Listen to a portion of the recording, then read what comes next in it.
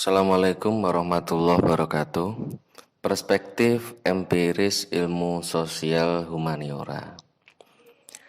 Nah, di sini kita sedang melihat cara pandang yang ilmiah dari pemahaman manusia dengan berinteraksi terhadap lingkungannya.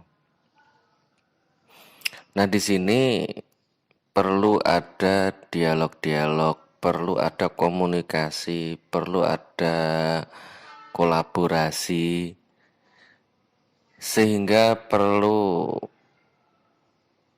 adanya dialog antara ilmu pengetahuan dan ilmu sosial humaniora. Agar apa? Agar ilmu pengetahuan itu tidak terkesan angkuh, tidak terkesan benarnya sendiri.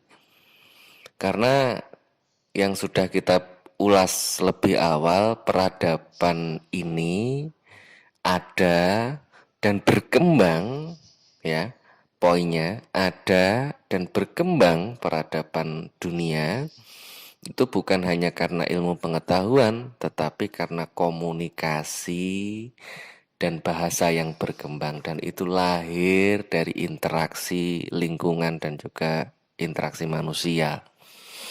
Gambaran umum yang terjadi adalah era 1.0 sampai pada 4.0, di mana era 1.0 ini pembelajaran alamiah, ya, tadabbur di situ.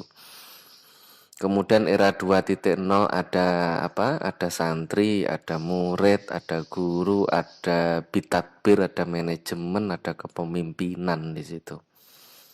Era 3.0 kita menemui ada sarana prasarana, infrastruktur yang mendukung, juga teknologi komputer.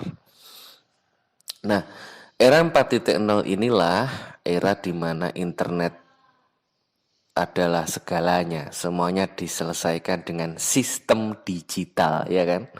Di era kita saat ini, sehingga berkembang artificial intelligence dan macam-macam. Nah, bukan berarti kemudian ilmu pengetahuan itu adalah Tuhan atau kemudian menyelesaikan segalanya, tetapi kemudian tetap ada pengaruh dan juga ada indikator di mana komunikasi, bahasa, dan juga kemanusiaan itu juga membantu mengawal peradaban ini hingga berkembang jauh lebih baik.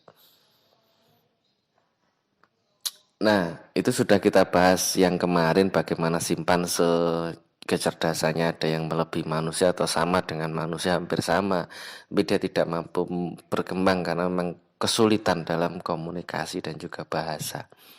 Nah, studi kasus yang kita kembangkan adalah bagaimana kemudian ada perkembangan pesantren virtual sebagai gambaran pendidikan Indonesia, termasuk website sekolah dasar macam-macam. Di mana di Kementerian Pendidikan ada laboratorium maya, ya kan? Atau ada yang menyebut laboratorium virtual. Di pesantren ada pesantren virtual. Nah, ini menangkap bahwa 4.0 itu digitalisasi menjadi sebuah sistem yang menyelesaikan semua permasalahan termasuk pendidikan. Nah, tetapi kemudian perspektif empiris ilmu sosial humaniora itu sangat penting untuk difahami, karena dari situ kita akan paham bahwa perkembangan ilmu pengetahuan itu tidak melulu bahwa logika itu menjadi segalanya, tapi karena perasaan dan juga bahasa itu juga menentukan bagaimana logika itu dikembangkan. Nah, berikutnya seperti kebenaran. Nah, kita memahami dulu nih kebenaran dulu aja lah, sehingga kita paham bahwa harus ada sinergi antara ilmu pengetahuan dan juga ilmu sosial humaniora. Kebenaran itu baik keyakinan, kata maupun sikap, ya, itu dinilai benar jika memberi kebermanfaatan dan memiliki arti atau bernilai. Jadi yang dikatakan benar itu bukan seperti logika satu, itu semua dunia mengatakan satu, itu enggak. Tapi kebenaran itu mana yang dinilai itu punya manfaat, arti, dan bermakna. Nah, itu yang dikatakan benar menurut ilmu sosial humaniora. Nah, contohnya adalah lamaran ala Minang, ya kan? Lamaran di Sumatera Barat itu, Trenggalek Jawa Timur, ada juga yang di Lamongan itu perempuan itu lebih dulu melamar, ya kan? Perempuan itu lebih dulu melamar. Nah, itu kasusnya di teman-teman bagaimana? Coba dijelaskan. Jadi nanti tugas pertamanya itu menjelaskan kasus itu.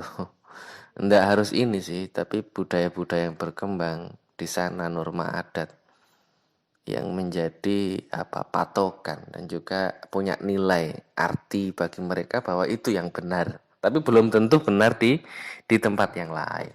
Nah, relativitasnya di situ dalam ilmu sosial dan itu benar, dan itu benar. Nah, kemudian nanti tugas pertamanya nyari contoh tuh. Selain resume, nyari contoh ini satu ini ya. Kemudian cek kebenaran nih. Dunia global kita melalui dua pertanyaan. Teman-teman bangun tidur apa yang pertama kalian cari? Nah, jawab. Jawab aja nanti di kolom komentar YouTube-nya jawab. Bangun tidur apa yang pertama kalian cari? Itu pertama. Yang kedua, mencari referensi banyak dari buku atau web. Jawab aja, jujur. Dijawab secara jujur. Maka dari situ kalian konklusikan, kalian simpulkan apa? Apakah kemudian sosial itu sekarang itu face to face atau cyberspace? Nah, itu kalian simpulkan di situ. Kalian simpulkan. Nah, ini bagian dari bagaimana kita meneliti secara empirik, secara indrawi tentang ilmu sosial dan juga humaniora. Nah, pentingnya sehingga kajiannya itu tidak angkuh. Ilmu pengetahuan logika itu tidak angkuh terhadap menerima perkembangan zaman dan juga fenomena yang terjadi di masyarakat. Pertama, pertanyaan tadi satu, kebenaran baik keyakinan kata maupun sikap dinilai benar jika memberi manfaat dan memiliki arti bernilai, itu contohnya apa di tempat kalian? Bebas, monggo, dan juga cek kebenaran. Cek kebenaran gimana? Menurut teman-teman itu seperti apa? Nah, berikutnya adalah hal-hal di atas yang melandasi pentingnya ilmu sosial humaniora, meskipun Indonesia saat ini lulusannya dari beberapa kejuruan cukup berimbang tuh antara vokasional, teknis, dan yang sosial humaniora. Bisa dikalkulasi mana lulusan sosial, dakwah, komunikasi, dan teknik itu kan kelihatan tuh, kamu lulusan sosial, dakwah, komunikasi, kamu lulusan teknik. Nah, negara Jepang tahun 2015 itu sudah meniadakan Fakultas Sosial Ilmu Humaniora.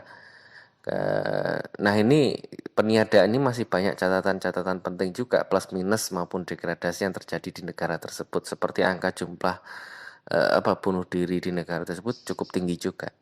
Nah, ini plus minus. Nah, ini teman-teman bisa nanti mengambil resume, ngasih catatan, ngasih saran, ngasih tambahan materi di kolom komentar YouTube, termasuk penulisan tugas tambahan. Tugas-tugas tadi ada dua tadi, ditambah ini, ngasih tambahan ini, bagaimana melihat hal itu. Nah, itu saja, kita lebih bicara hal-hal yang sederhana, teknis, dan juga penerapan dari kasus pemahaman terhadap ilmu sosial humaniora. Itu saja. Wassalamualaikum warahmatullahi wabarakatuh.